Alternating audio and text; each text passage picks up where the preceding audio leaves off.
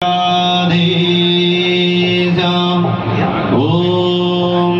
धियं सदा परिमवाग्निमपि मङ्गलं पुण्डरीकाक्ष मङ्गलाय तनो हरिः यो नमो नमः नान्त्यस्तां समर्पयामि पुष्पमालां समर्पयामि ॐ माल्यादीसारं समर्पयामि पुष्पारान्तर्गतेन धूपमहाघ्रापयामि दीपं दर्शयामि हस्तौ प्रक्षाल्यम् अमृतनैवेद्यं नैवेदयामि ॐ नाभ्यायासीदनिः अथ प्रार्थयेत ॐ पङ्कजनाभाय नमः पङ्कजमालिने नमः पङ्कजनेत्राय नमस्ते पङ्कजाङ्घ्रै वै ब्रह्मनिधे वासिष्ठाय नमो नमः नारायणं नमस्कृत्य नरं चैव नरोत्तमं देवीं सरस्वतीं व्यासं ततो जयमुदीरये गुरुर्ब्रह्मा की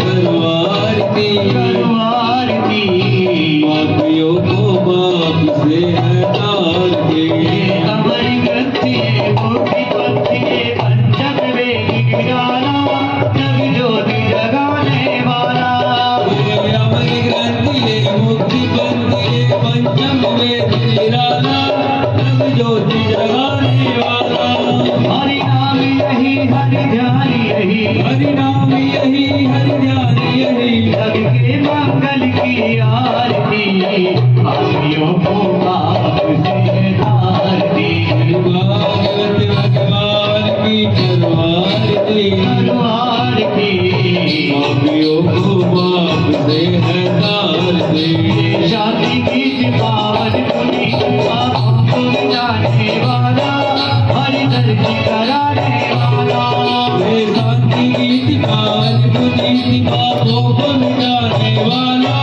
हरि दर्शन कराने वाला ये शांति की पावन पुनीत पापों को मिटाने वाला हरि दर्शन कराने वाला ये शांति की पावन पुनीत पापों को मिटाने वाला हरि दर्शन भगवान की तलवार की पापियों को पाप से हटार दे अग्नि बोल जग बंधन श्याम यही श्री राम यही घनश्याम यही श्री राम यही घनश्याम यही प्रभु की महिमा की आरती भागवत भगवान की तलवार की पापियों को पाप से तारती पापियों को पाप से तारती पापियों को पाप से तारती पापियों को पाप से तारती। मैंने अपने पितरों के निमित्त भागवत का आयोजन किया है। मेरे गुरुवर पूज्य गुरुवर श्री गोपाल शर्मा शास्त्री जी, उनके संकल्प हेतु उन्होंने ब्रह्मलीन होने से एक दिन पूर्व ही भागवत का आयोजन का मेरे को डेट निकाल के दी और 26 तारीख से लेकर के 2 तारीख तक उन्होंने मेरे को ऐसा संकल्प दिया कि घर में भागवत करानी है और उसके बाद में वो ब्रह्मलीन हो गए। तो उस पितरों के निमित्त मैंने ये भागवत का आयोजन किया। जब भागवत कथा इस तरीके के प्रोग्राम आयोजित करते हैं, कितनी ईश्वर की कृपा इसमें, कितना प्रोत्साहन और कितना मन आनंदित होता है, क्या देखिए, अभी पूज्य गुरुवर ने एक बात बताई थी कि भागवत के अंदर में हर सवाल का जवाब लिखा हुआ है। जो भी सवाल आपके मन में जिज्ञासा होती है, उस हर सवाल का जवाब भागवत में लिखा हुआ है। तो भागवत में जब बात आई कि कैसा खर्चा होता है और क्या इसके अंदर में भाव होता है, तो एक कन्या विवाह के योग्य जितनी चीज़ें होती हैं, जो भी उसमें खर्चा लगता है, जो भी होता है कन्या विवाह में, जो मन का भाव होता है, उतना ही एक भागवत कराने का आयोजन होता है। तो जितना फल आपको एक कन्या विवाह या कन्यादान करके आपको मिलता है, उससे ज़्यादा आपको भागवत करा कर। देखिए, आज तक सामाजिक तौर पे तो कराते रहे, परंतु पूज्य गुरुवर और माता पिता मेरे स्वर्गीय श्री ईश्वरदत्त गुप्ता और स्वर्गीय श्रीमती प्रेमलता गुप्ता, उनके आशीर्वाद स्वरूप आज प्रथम बार मैं मतलब मैं क्या, मेरा परिवार, मित्तल परिवार इस भागवत का आयोजन कर रहे हैं। मनीष जी, जो कलश यात्रा निकाली गई, कितने कलश रहे और इसमें 61 कलश आज हमने निकाले और इसके अंदर में तमाम मेरे परिवार के, मेरे चाचा ताई, मेरी चाची ताई मौसी बुआ बहनें भांजी भतीजी भाभियाँ, सब परिवार की हमारा जो है तकरीबन 1200 लोगों का परिवार, हम 1-1.5 किलोमीटर के दायरे में रहते हैं और हम सब परिवार के लोग ही मिल करके आज इस कलश यात्रा को किया। मैं भागवत कथा का आयोजन किया गया है 7 दिनों के लिए, तो मैं बहुत ज़्यादा खुश हूँ कि हमारे घर में भागवत का आयोजन किया गया है। इससे घर की शुद्धि भी बढ़ रही है, घर में सब लोग खुश भी हैं और बहुत अच्छा लग रहा है।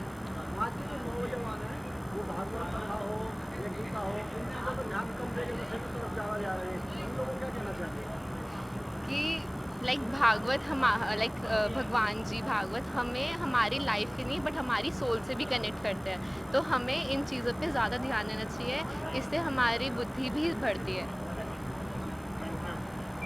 आजा कि वो धर्म की तरफ मुड़े, धर्म से जुड़े। जय श्री राम।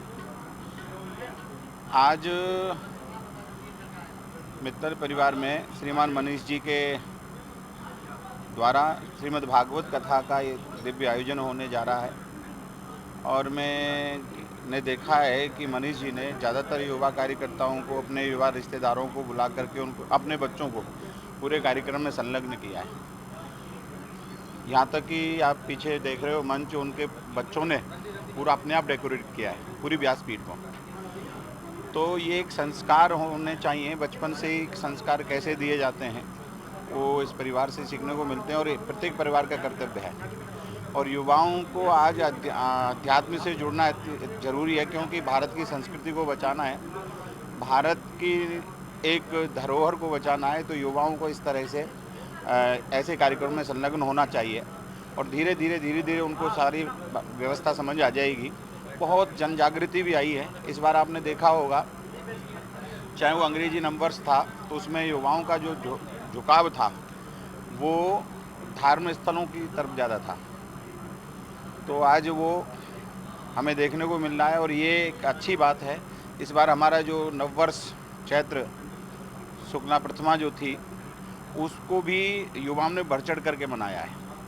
तो आने वाला भविष्य इन युवाओं के हाथ में है, तो इसलिए युवाओं को महाराज जी उन युवाओं का कहना चाहिए जो युवा नशे की तरफ बढ़ रहे हैं, पढ़ाई लिखाई पर ध्यान नहीं देते हैं, उनको क्या कहना चाहिए? उसके लिए बच्चों का ही अपने जो परिवार के परिजन हैं, उनके गार्जियंस हैं, उनको बचपन से संस्कार केंद्र हमारे राष्ट्रीय स्वयंसेवक संघ द्वारा जगह जगह खुले हुए हैं, तो वहाँ भेजना चाहिए। साथ में जो विद्यालय हैं उनमें जो है संस्कार की एक पाठशाला होनी चाहिए ताकि जो उनके अंदर संस्कार आए। महाराज जी आज प्रथम दिन है भागवत का, कितने दिन ये चलेगी, क्या क्या प्रवचन रहेंगे, थोड़ा सा उसके बारे में? हाँ, आज श्रीमद् भागवत कथा का प्रथम दिवस है। इसमें महात्मा की कथा और सुखदेव जी के जन्म तक की कथा को हम आज श्रवण कराएंगे भक्तों को।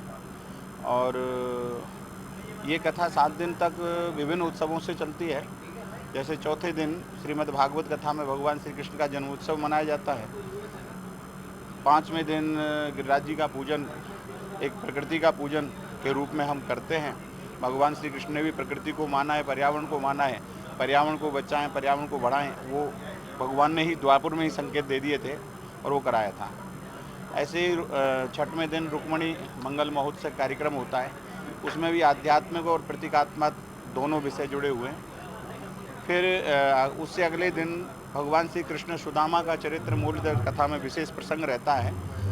तो भगवान ने जिस प्रकार निष्ठा से एक अपने मित्र के प्रति समर्पित भाव से मित्रता निभाई, आजकल हम लोग स्टेटस से मित्रता करते हैं, तो उस स्टेटस को भगवान ने कहीं बीच में नहीं लेके आए और सुदामा ने भी कोई मतलब से उनसे दोस्ती नहीं की और भगवान श्री कृष्ण ने भी छोटा समझ के उनका तिरस्कार नहीं किया, उनके लिए रोए। ऐसा प्रसंग में आता है और सब लोग सुनेंगे तो बड़े रोमांचित होंगे, ऐसा आशा है। क्या मैसेज लोगों को जाएगा हमारी तरफ से कि लोग हमें भगवान के प्रति समर्पित होना चाहिए। मित्तल परिवार जिस प्रकार अपने बच्चों को संस्कार दे रहा है, समाज को जन जागृति के लिए, अपने रिश्तेदारों के लिए, अपने पितरों के लिए मित्र श्रीमद् भागवत कथा करने का ये सत्संकल्प लिया है, ऐसा हम सब अपने जीवन में भी उतारें तो अच्छा है। हैं